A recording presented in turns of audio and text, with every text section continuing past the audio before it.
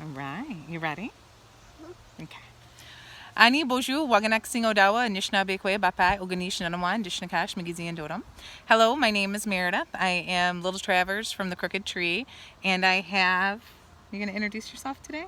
Mm-mm. No? Can I introduce you? Okay. I have James, my youngest son, with me today, and him and I are going to share a story, aren't we, Jimmy? Mm-hmm. Okay. Well, it's actually a history, isn't it? Mm-hmm. Yeah, it's a history. So, do you want me to start? Yes. Okay. So, long time ago, there was a lot of. Wayne. Well, we're not to that point yet. So, a long time ago, there was a lot of anger in the world, and people weren't getting along, and the Creator said, you know what? I'm going to make it rain. Because water is life and water renews, and people just aren't getting along right now. So, what did the Creator do, Jimmy? Can you tell me what the Creator made happen? He made lots of rain, and then there was the turtle. Oh, okay, we're not there yet.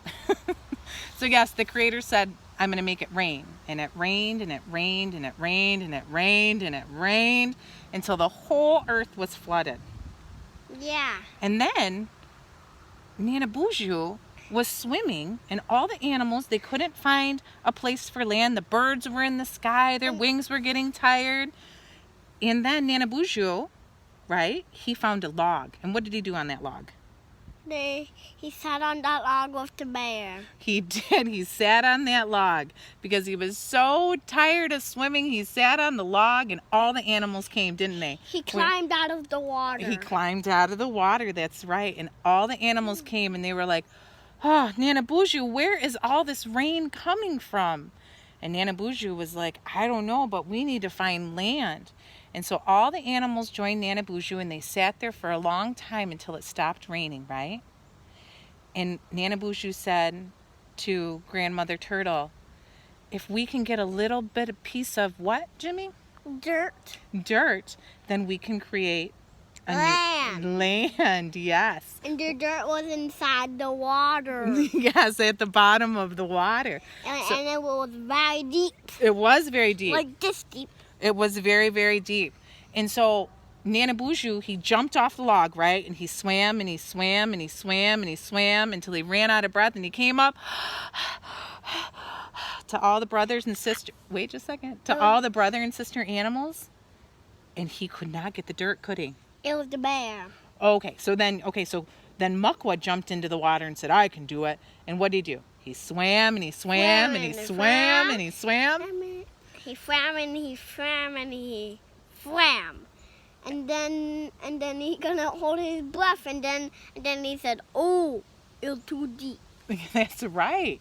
And then Wawagish tried it. The deer couldn't get down to the bottom. The loon tried, couldn't get down to the bottom. A gook tried, couldn't get down to the bottom. Ezebon tried, couldn't get down to the bottom.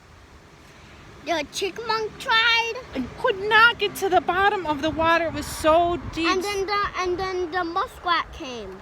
Yes, the little tiny muskrat came, and he said, let me try. And what did all the animals do? They laughed, and then, oh, you can't swim. They said, little muskrat, you can't do that. And they all laughed, and Nana Buju said, stop. Everyone has had a try. The strong swimmers, the swimmers who get fish, everyone has tried. We need to let muskrat try. So can you tell me what happened? Muskrat swam and swam and swam. Then he didn't hold his breath underwater. And what happened to muskrat? He drowned it, and then how did he get the dirt? Well, you're jumping ahead of the story. So muskrat was down there, and all the animals were getting worried, weren't they? Because muskrat had been down there for a long, long time. And then they saw bubbles. And then they found muskrat's body on top of the water, didn't they? Yes. And all the animals were very, very sad. And Nana Buju came and collected little muskrat out of the water. And they had a prayer for his spirit. But then muskrat's hand fell open, and what was in his hand? Some dirt from the water. Some dirt.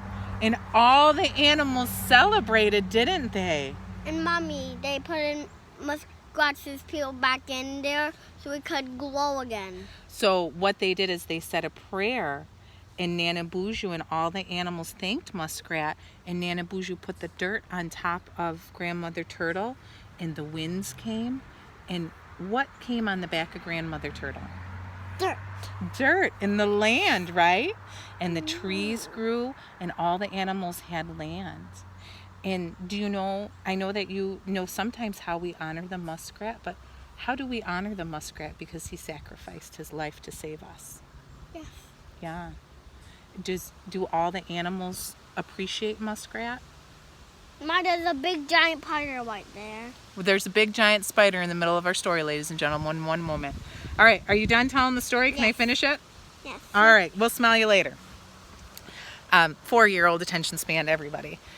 So essentially what happened is the muskrat gave his life for all of the other animals for us to have, for us to have Turtle Island, which is what we live on today.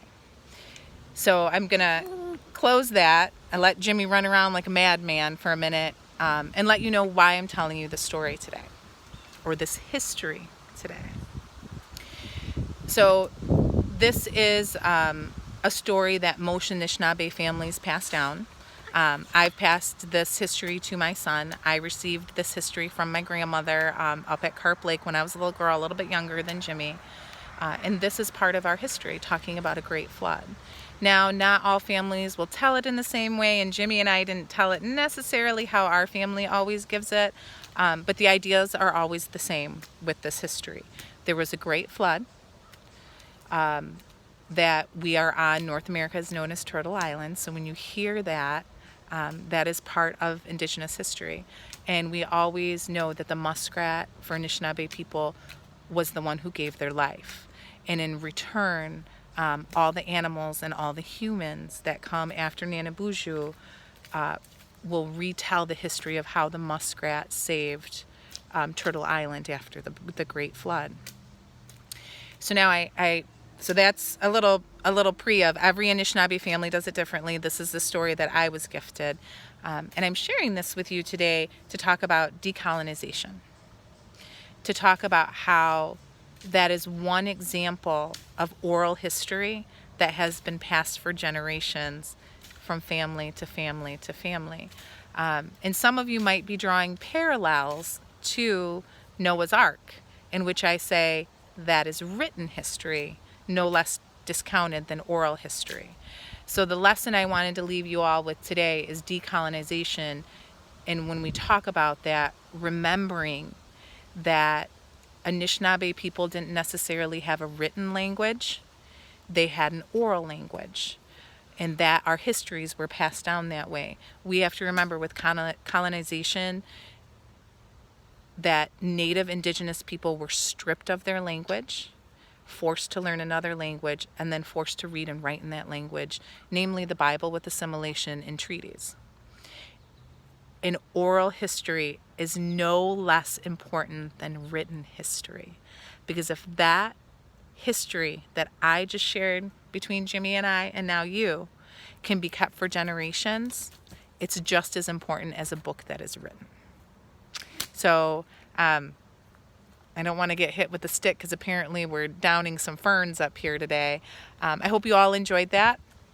If you have any questions, please feel free to get a hold of me. I'm going to be doing some more things on decolonization. I just wanted to give you a tangible, real life thing where we do not need to be discounting oral history because it's just as important as written history. All right, miigwech, bamapi.